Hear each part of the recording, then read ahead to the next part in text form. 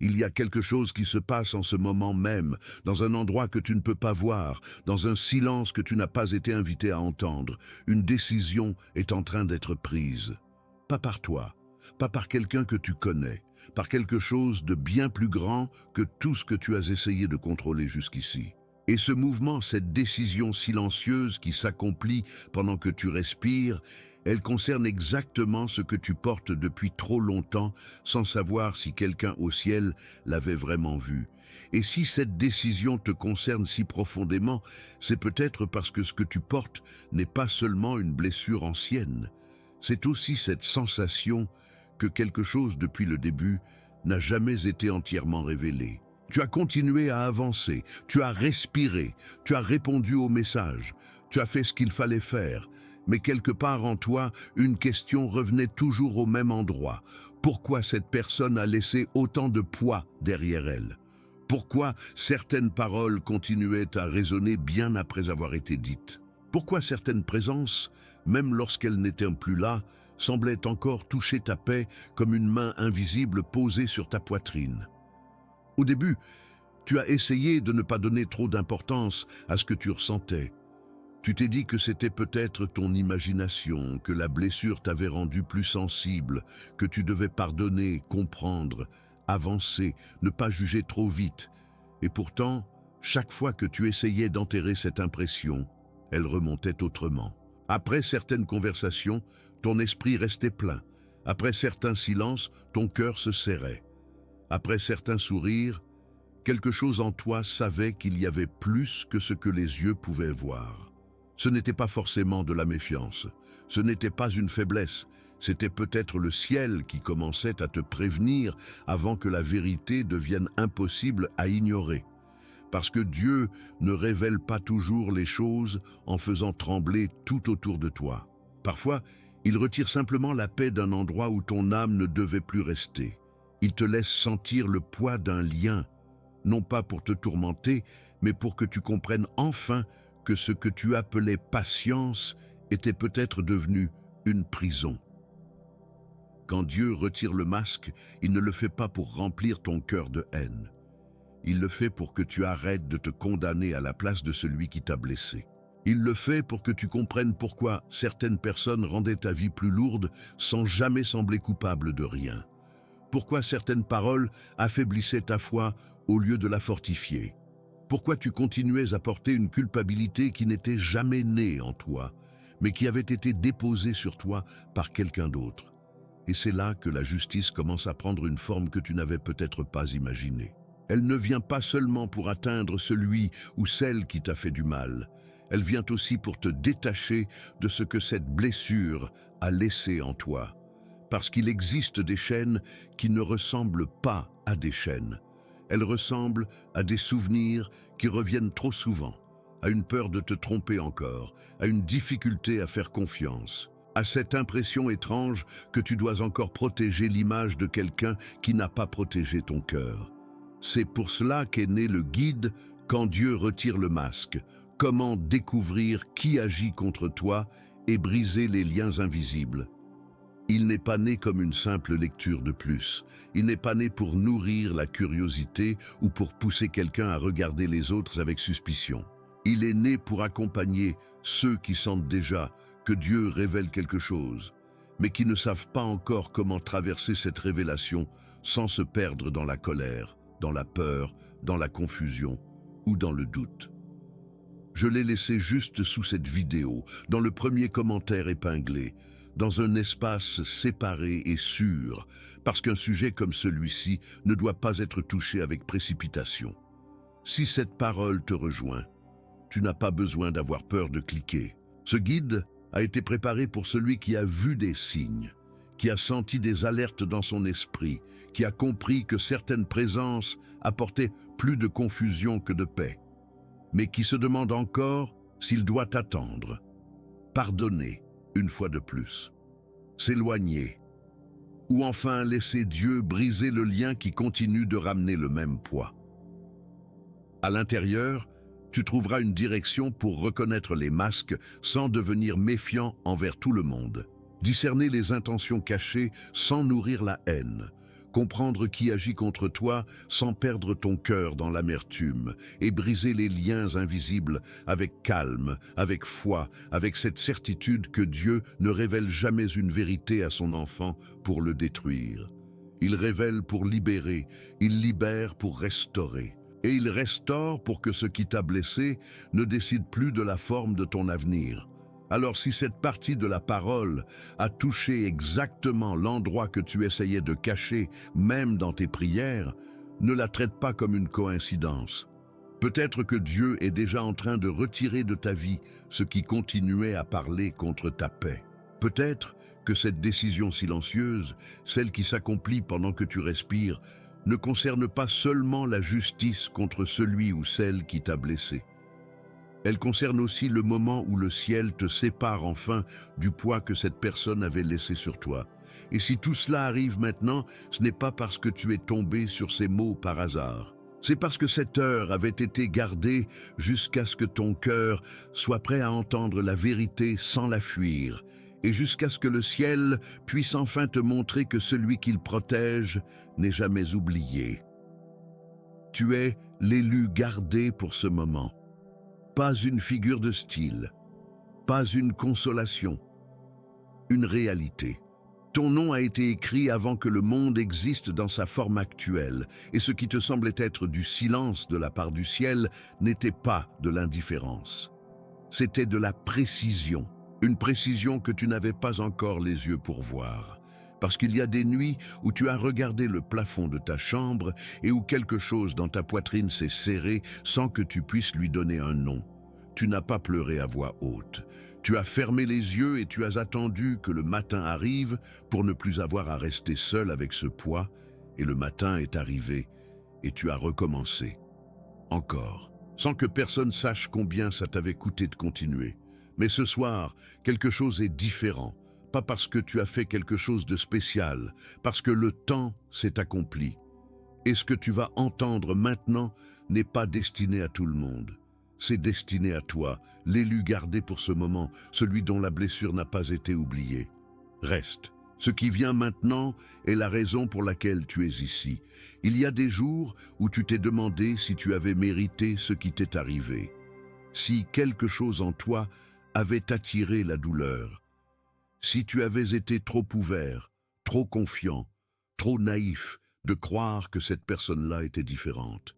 Et cette question, elle ne s'est pas posée une seule fois. Elle est revenue dans les moments les plus ordinaires, dans le milieu d'une phrase, dans une rue familière, dans la lumière d'un après-midi qui n'avait rien de particulier et qui pourtant a suffi à faire remonter tout ce que tu croyais avoir déposé quelque part pour ne plus y penser. Cette question mérite une réponse, et la réponse est non. Tu n'as pas mérité ça, pas parce que tu es parfait, pas parce que tu n'as jamais failli, mais parce que ce qui t'a été fait n'était pas la conséquence de qui tu es. C'était le reflet de qui était l'autre. Et Dieu a vu la différence entre ces deux choses dès le premier instant, même quand toi tu ne la voyais plus. La culpabilité que tu portes sans savoir comment la nommer s'est installée par couches. La première couche, c'est la question extérieure, celle que tu répètes dans ta tête comme une équation sans solution. Est-ce que j'aurais pu voir venir? Est-ce que j'aurais dû partir plus tôt? Est-ce que j'ai manqué quelque chose d'évident que tout le monde autour de moi avait vu? Cette couche-là prend l'apparence du bon sens. Elle se déguise en lucidité. Mais ce qu'elle fait vraiment, c'est retourner contre toi une blessure qui venait de l'extérieur.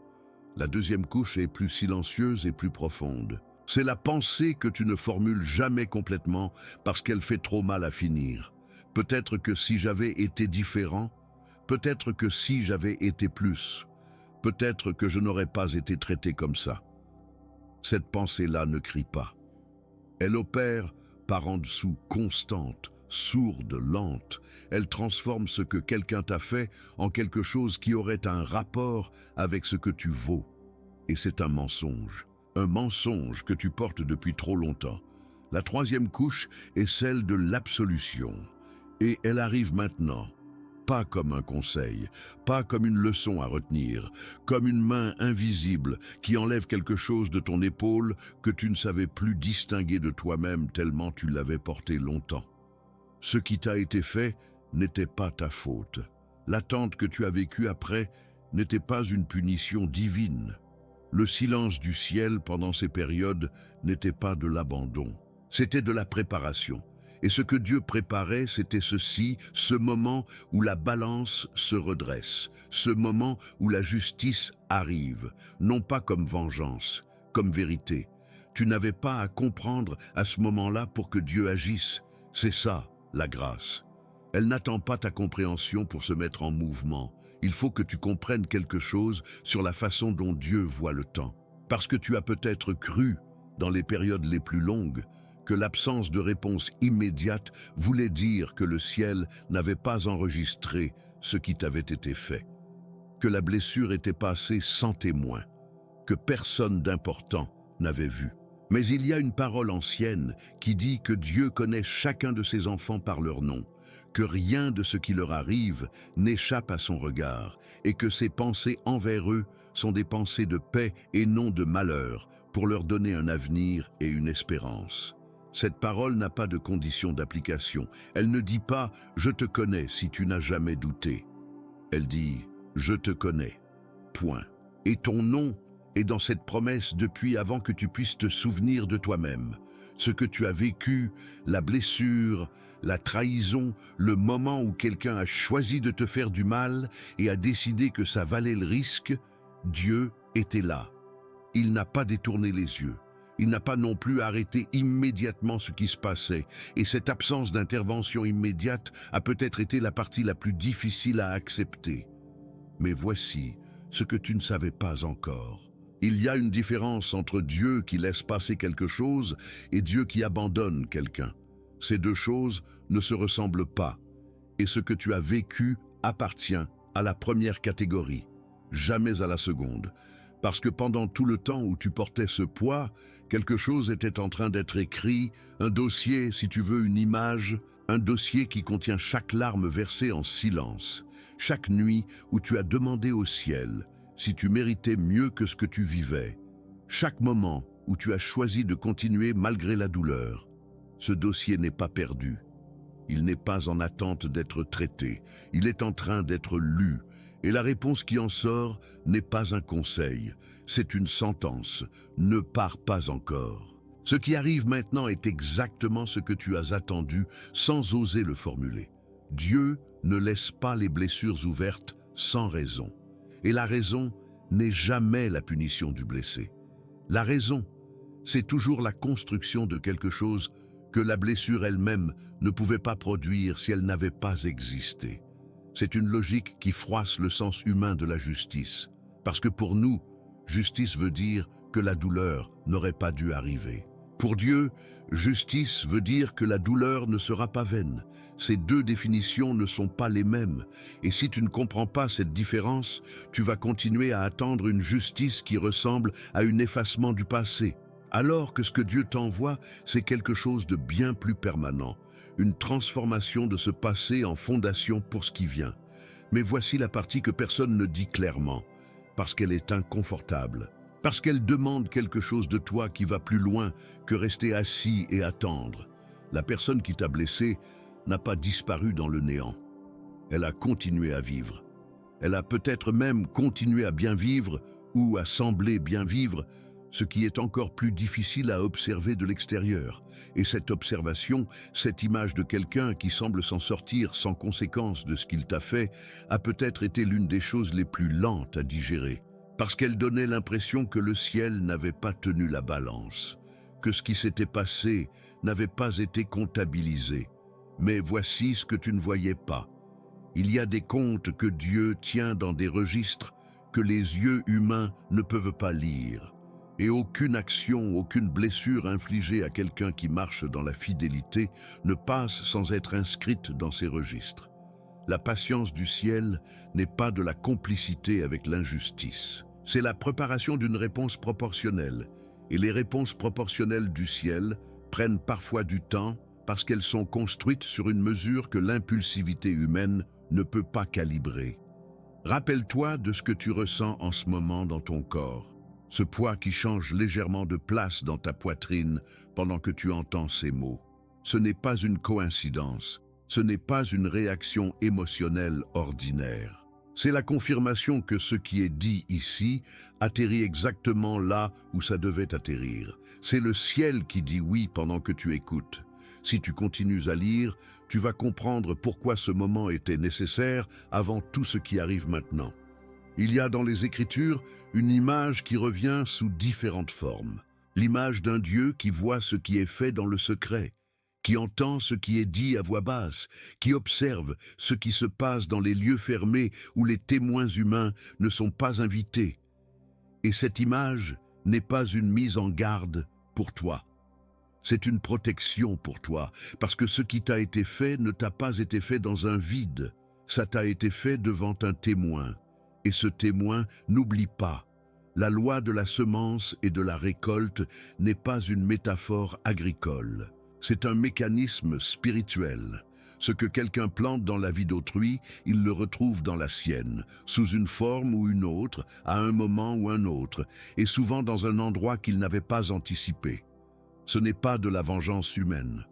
Ce n'est pas du désir de voir souffrir. C'est simplement la façon dont le réel fonctionne quand Dieu est le garant de la balance. Et la balance est en train de se redresser.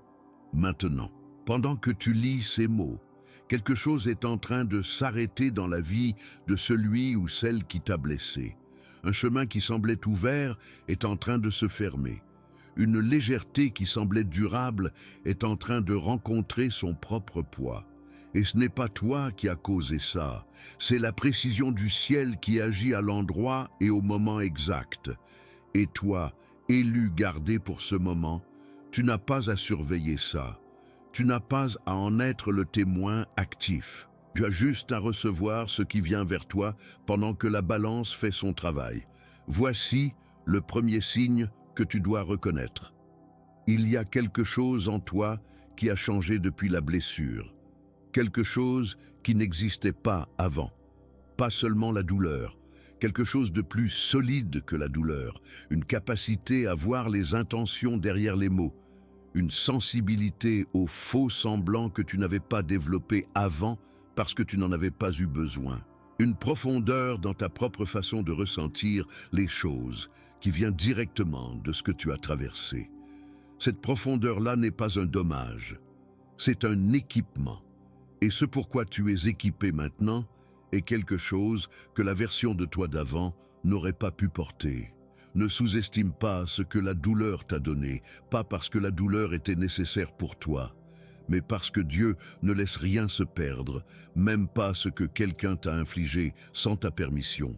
Il récupère, il transforme, il bâtit avec ce que d'autres ont jeté, et ce qu'il bâtit avec les décombres de ce qui t'a été fait est en train de prendre sa forme finale maintenant, dans cette période où tout semble encore incertain à ta surface, mais où quelque chose de fondamental est déjà stabilisé en dessous. Il y a une parole qui dit que ceux qui sèment dans les larmes moissonneront dans la joie. Pas ceux qui ont souffert sans raison, ceux qui ont semé, même dans la douleur. Et toi, tu as semé dans tes nuits d'attente, dans tes matins recommencés, dans tes prières qui n'avaient pas toujours des mots, mais qui avaient une direction. Ces semences ne se sont pas perdues dans la terre, elles sont en train de monter. Et ce que tu vas récolter n'est pas proportionnel à la qualité de ta douleur, mais à la fidélité de ta semence.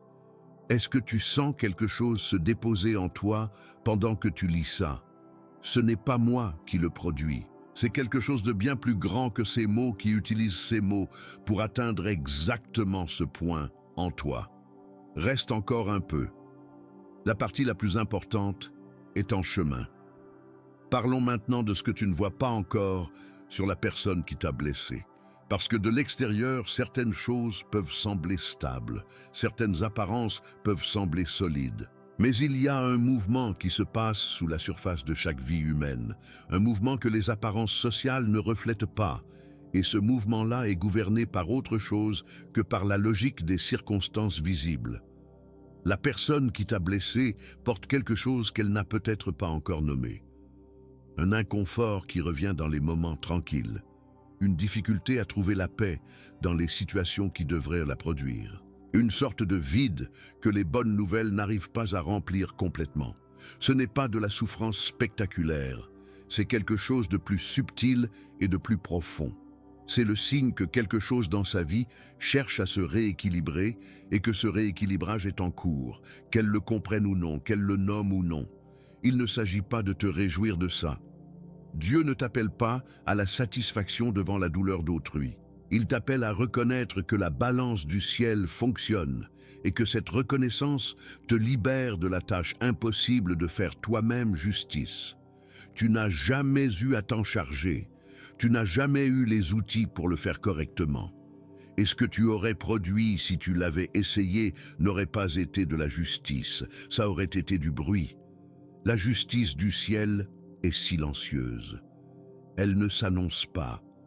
Elle ne demande pas d'audience. Elle arrive et elle fait exactement ce qu'elle est venue faire, avec une précision que l'impulsivité humaine ne peut pas atteindre. Et voici ce qui arrive dans la vie de celui ou celle qui t'a blessé. Pas comme punition spectaculaire, comme rééquilibrage naturel et inévitable. Les portes qui s'ouvraient facilement commencent à rencontrer une résistance qu'elles n'avaient pas connue avant.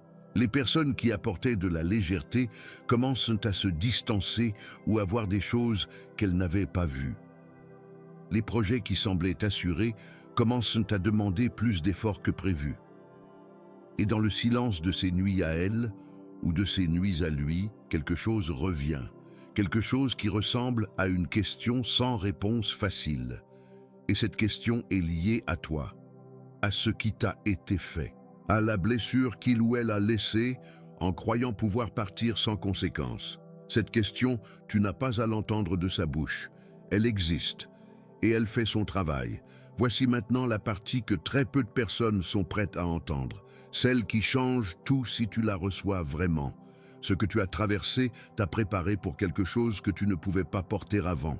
Une version de toi qui n'avait pas été forgée par cette douleur n'aurait pas eu la profondeur nécessaire pour ce qui arrive maintenant. Et ce n'est pas une consolation philosophique, c'est une réalité fonctionnelle. Ce que Dieu t'envoie maintenant, cette justice, cette restauration, cet avenir qui se dessine, il nécessite quelqu'un qui a traversé exactement ce que tu as traversé. Quelqu'un d'autre n'aurait pas pu le recevoir correctement. Quelqu'un qui n'aurait pas connu cette douleur-là n'aurait pas eu les racines nécessaires pour rester debout quand ce qui arrive maintenant va arriver vraiment. Les racines ne se voient pas, elles ne font pas de bruit. Elles se forment dans l'obscurité et dans la résistance. Et c'est exactement là qu'elles deviennent capables de tenir quelque chose de grand. Il faut te parler maintenant d'une peur que tu n'as peut-être pas formée en mots, mais que tu portes depuis un moment. La peur que la justice ne vienne pas du tout. La peur que le ciel soit resté les bras croisés pendant tout ce temps et que ce que tu attends soit une illusion que tu t'es construite pour ne pas t'effondrer. Cette peur est réelle. Elle ne vient pas d'un manque de foi, elle vient de l'honnêteté. Et l'honnêteté mérite une réponse honnête. La réponse est ceci. Il y a une écriture qui dit que Dieu est juste et qu'il ne peut pas se renier lui-même, qu'il ne peut pas être témoin d'une blessure infligée à l'un de ses enfants et ne rien faire, que sa justice n'est pas conditionnée par notre capacité à la voir venir. Elle est conditionnée par sa propre nature. Et sa nature est d'être fidèle, fidèle à ses engagements, fidèle à ses enfants, fidèle à la balance. Et cette fidélité ne ment pas. Elle prend le temps qu'elle prend, pas parce qu'elle est lente, mais parce qu'elle est précise. Et la précision prend du temps que l'impatience interprète mal, comme du retard. Tu n'attends pas quelque chose qui peut ne pas venir. Tu t'approches de quelque chose qui est déjà en mouvement vers toi. La différence entre ces deux choses change tout dans la façon dont tu traverses ce moment. Quelque chose s'est peut-être modifié en toi pendant que tu lisais les dernières lignes. Un léger relâchement quelque part. Une respiration qui a changé de profondeur sans que tu t'en aperçoives consciemment. Ce changement est réel et il a une source qui n'est pas dans ces mots, mais dans ce que ces mots ont rejoint en toi. Laisse-le s'installer. Ne l'analyse pas tout de suite. Reçois-le d'abord. Voici maintenant quelque chose d'important. Il y a une tension dans cette période, et elle concerne le temps. Ce qui est en train de se mettre en mouvement dans le ciel a une fenêtre. Pas une fenêtre de menace, une fenêtre de précision. Les saisons de Dieu s'ouvrent et se ferment. Ce n'est pas parce qu'il change d'avis, c'est parce que chaque chose a son moment exact. Et le moment exact pour ce que tu attends est en train de s'ouvrir. Mais les fenêtres ne restent pas ouvertes indéfiniment. Elles sont là le temps qu'elles doivent être là, et ensuite le ciel passe à la construction de la prochaine étape. Ce qui veut dire que ce que tu fais de ce moment compte, pas de façon obsessionnelle, pas dans l'angoisse, mais avec l'attention tranquille de quelqu'un qui sait que quelque chose de réel se passe et qui choisit de s'y aligner. Et s'aligner, dans ce cas, ça ressemble à quoi? Ça ressemble à choisir de ne plus porter la honte de ce qui t'a été fait. Ça ressemble à permettre à la blessure d'être vue par le ciel sans la couvrir de explications ou de minimisation. Ça ressemble à faire confiance que la balance fait son travail sans que tu aies besoin de la surveiller ou de l'accélérer. Ça ressemble à avancer dans ta propre vie en sachant que ce qui appartient à quelqu'un d'autre appartient à quelqu'un d'autre et que ce qui t'appartient est en train d'être rendu. Parce qu'il y a quelque chose qui t'appartient et qui est en train d'être rendu. Pas rendu de l'extérieur, comme si quelqu'un allait te remettre un objet. Rendu de l'intérieur. Une partie de toi que la blessure avait prise. Une légèreté, une capacité à faire confiance, une ouverture à recevoir ce que la vie peut encore te donner. Ces choses-là ne sont pas définitivement perdues. Elles ont été temporairement déplacées par quelque chose qui n'avait pas le droit de les prendre. Et leur retour est en cours. Ne te dis pas que tu ne les mérites pas. Ne te dis pas qu'après tout ce que tu as traversé, tu n'as plus la bonne configuration pour recevoir. C'est exactement le contraire. C'est parce que tu as traversé ça que tu es capable maintenant de recevoir ces choses à un niveau de profondeur que tu n'aurais pas eu avant. Si quelqu'un dans ta vie te dit en ce moment que ce que tu vis n'a pas de sens, qu'il est temps de tourner la page et de passer à autre chose comme si rien ne méritait d'être reconnu, tu n'as pas à l'écouter. Parce que certaines blessures demandent à être reconnues avant d'être dépassées. Et reconnaître, ce n'est pas rester coincé. C'est simplement accorder à ce qui s'est passé la réalité qu'il a. Et ensuite, avancer avec cette réalité bien tenue et non effacée. Dieu ne t'appelle pas à faire comme si ça n'avait pas existé. Il t'appelle à laisser ce qui a existé devenir le point de départ de quelque chose qui n'aurait pas pu exister sans lui. Il y a dans l'Écriture cette image de Job, cet homme qui a tout perdu, qui a fait face à l'injustice dans toute son ampleur, qui a crié et qui a interrogé le ciel et qui n'a pas reçu de réponse satisfaisante aux bonnes questions. Et à la fin, Dieu lui a rendu en double ce qui avait été pris, pas en effaçant ce qui s'était passé, en construisant au-dessus. Et ce qui a été rendu en double n'était pas une compensation, c'était une confirmation. La confirmation que Dieu avait suivi, que Dieu n'avait pas détourné les yeux, que la fidélité était réelle même quand le ciel semblait muet. Tu es dans la partie de ton histoire qui ressemble encore à cette période entre la perte et la restitution. Cette période est réelle, elle a du poids. Elle mérite d'être traversée avec sérieux, mais elle n'est pas la conclusion. Elle est l'avant-dernière page, et l'avant-dernière page ne définit pas l'histoire. Il se passe quelque chose dans le camp de celui ou celle qui t'a blessé. Je dois te le dire maintenant parce que c'est le moment pour que tu l'entendes. Il y a une prise de conscience qui commence. Pas nécessairement à voix haute, pas nécessairement avec des mots, mais quelque chose dans cette personne commence à rencontrer les conséquences réelles de ses propres choix. Et ces conséquences arrivent par des chemins qu'elle n'avait pas anticipés, pas par des coups visibles, par des absences, par des portes closes qui ne s'expliquent pas facilement, par des opportunités qui semblent s'évaporer juste avant d'être saisies, par des relations qui ne tiennent pas autant qu'elle le croyait. Et dans ces moments-là, ton nom revient, pas comme une obsession, comme une question, quelque chose qui ressemble à « Est-ce que ce que j'ai fait était juste ?» Et cette question-là, elle ne lâche pas. Parce qu'au fond de chaque être humain, il y a quelque chose qui sait la différence entre ce qui est juste et ce qui ne l'est pas. Et cette chose-là ne se tait pas indéfiniment. Elle attend le bon moment, et ce moment est maintenant. Tu ne peux pas contrôler ce que cette personne va faire de cette question. Tu ne peux pas décider si elle va choisir d'y répondre honnêtement ou de la noyer sous d'autres bruits. Mais tu n'as pas à t'en charger. Cette question est plantée. Et ce qui est planté dans la bonne terre finit par pousser, qu'on le veuille ou non. Ce que tu peux contrôler, c'est la façon dont tu te positionnes pendant que ça se passe. Et te positionner correctement, ça commence par refuser de dépenser ton énergie à surveiller ce qui appartient à Dieu. La justice du ciel n'a pas besoin d'être supervisée par toi. Elle a besoin que tu libères ton attention pour ce qui arrive maintenant dans ta propre vie. Parce que quelque chose arrive. Et il est là, maintenant. Le ciel entier s'est incliné sur ce point précis de ton existence. Ce n'est pas une métaphore, c'est ce qui se passe pendant que tu respires. Il y a un décret qui a été écrit sur ta vie avant que tu naisses. Un décret qui porte ton nom dans une encre qui ne s'efface pas. Et ce décret est en train d'être lu à voix haute dans les endroits où les décisions réelles se prennent. Élu, gardé pour ce moment, ta sentence n'est pas une condamnation. C'est une restitution. Restitution de ce qui t'a été pris, restitution de ta paix, restitution de ta capacité à avancer sans le poids de la culpabilité que tu n'aurais jamais dû porter, restitution de ta confiance dans le fait que ce que tu vis mérite d'être vécu pleinement, sans rester une copie diminuée parce que quelqu'un a cru pouvoir te prendre. Ce moment, maintenant, c'est le début du retour. Pas le retour de quelque chose d'identique, le retour de quelque chose de plus profond.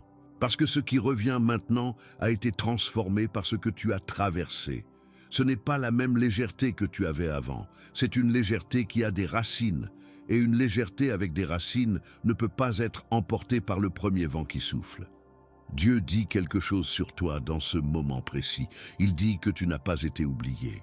Il dit que chaque nuit où tu as porté ce poids seul, il était là, pas comme observateur, comme porteur, tenant ce qui était trop lourd pour toi seul d'une main et préparant ce qui vient de l'autre. Il dit que la blessure n'a pas eu le dernier mot. Jamais. Parce que le dernier mot lui appartient. Et le dernier mot qu'il prononce sur ta vie n'est pas blessé. Ce n'est pas abandonné. Ce n'est pas insuffisant. Le dernier mot qu'il prononce sur ta vie est restauré. Maintenant, dans un futur indéfini. Maintenant, pendant que tu lis ces lignes, quelque chose se redresse dans la structure de ta vie qui était de travers depuis la blessure. Quelque chose se remet en place. Et cette remise en place n'est pas spectaculaire. Elle est silencieuse et profonde et durable. Comme toutes les choses réelles. Le tremblement que tu pourrais sentir en ce moment n'est pas de la peur. C'est la reconnaissance de quelque chose qui était attendu depuis longtemps et qui arrive enfin. Permettez-toi de le recevoir sans l'analyser immédiatement. L'analyse peut attendre. La réception, elle, se fait maintenant. Il y a une chose que je dois te dire maintenant, et c'est peut-être la plus importante de toutes celles que tu as entendues jusqu'ici. Tu mérites de recevoir ce qui vient, pas parce que tu as souffert suffisamment longtemps, pas parce que tu as finalement coché toutes les cases de ce qu'on attend de quelqu'un de patient et de fidèle. Tu mérites de recevoir ce qui vient parce que tu es un enfant de Dieu. Et ça ne s'annule pas, ça ne se retire pas en cas d'erreur, ça ne se conditionne pas à la performance ou à la durée de l'attente. C'est une identité. Et les identités données par Dieu ne se reprennent pas. Ce que l'autre personne t'a fait n'a pas modifié cette identité. Ce que tu as fait ou n'a pas fait dans la période difficile n'a pas affecté cette identité. Tu es aujourd'hui exactement aussi fils ou fille de Dieu que tu l'étais le jour de ta naissance spirituelle. Et les héritages des enfants de Dieu ne s'égarent pas. Ils arrivent, parfois tard par rapport à notre calendrier humain, toujours à temps par rapport au calendrier du ciel. Et voici maintenant ce que tu fais de ce moment. Tu n'as pas à tout résoudre ce soir. Tu n'as pas à trouver les mots parfaits pour nommer ce que tu ressens. Tu n'as pas à contacter qui que ce soit ou à prendre une décision importante avant demain matin. Ce que tu as à faire ce soir, c'est quelque chose de beaucoup plus simple. Tu déposes. Tu déposes la surveillance de ce que l'autre personne vit ou ne vit pas. Tu déposes la responsabilité de faire en sorte que la justice soit vue et reconnue par tout le monde autour de toi.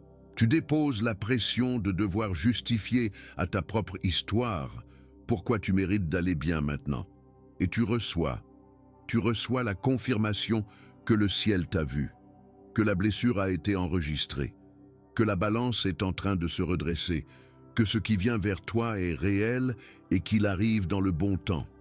Il y a une parole qui dit que ceux qui attendent le Seigneur renouvellent leurs forces, qu'ils s'élèvent avec des ailes comme des aigles, qu'ils courent sans se lasser et marchent sans se fatiguer. Cette parole n'est pas réservée à ceux qui ont attendu sans aucune défaillance. Elle est pour ceux qui ont attendu, avec tout ce que l'attente implique réellement. Les questions, les doutes, les nuits longues, les matins recommencés. Cette parole est pour toi, et le renouvellement qu'elle promet est en train de commencer. Maintenant, dans ce moment, pendant que quelque chose en toi entend ce qui est dit et le reconnaît comme vrai. Ce que tu as vécu ne t'a pas disqualifié pour ce qui arrive. Ce que tu as vécu t'a préparé à le recevoir à la bonne profondeur. Et la profondeur à laquelle tu vas le recevoir est directement liée à la profondeur à laquelle tu as été blessé. Plus la blessure était profonde, plus la restauration touche quelque chose de fondamental. C'est la façon dont Dieu calcule, pas par compensation, par proportion. Il y a un dernier mensonge que tu dois déposer avant de terminer ce moment. Le mensonge que cette période a duré trop longtemps pour que quelque chose de bon puisse encore en sortir. Que le temps passé signifie que le meilleur est déjà derrière toi. Que la version de toi d'avant la blessure était la meilleure version et que tu ne pourras plus y revenir. Ce mensonge est faux, dans chaque direction. La version de toi qui sort de cette période n'est pas une version diminuée. C'est une version augmentée, avec plus de profondeur, plus de discernement, plus de capacité à tenir dans les moments difficiles, plus d'authenticité dans les relations, plus de conscience de ce qui compte vraiment et de ce qui n'est que du bruit. Cette version-là est plus précieuse que la version d'avant, pas parce que la douleur était un bien en elle-même. Parce que ce que tu as choisi de faire avec la douleur, continuer, croire, rester ouvert malgré tout, a produit quelque chose que la facilité n'aurait jamais pu produire. Et ce que Dieu envoie maintenant est dimensionné pour cette version-là de toi, pas pour la version d'avant, pour celle que tu es devenue. Si ces mots ont touché quelque chose en toi que tu n'arrivais pas à nommer seul, laisse un mot dans les commentaires. Un seul mot. Le mot qui décrit ce que tu ressens maintenant que tu as entendu tout ça. Pas pour moi, pour toi. Pour que tu aies une trace de ce moment, le moment où quelque chose s'est déposé et où une autre chose a commencé à monter. Ce mot appartient à toi et à Dieu. Et il marquera ce point de ta propre histoire. Élu gardé pour ce moment, la justice du ciel n'est pas en retard. Elle est en route. Et elle arrive exactement à temps.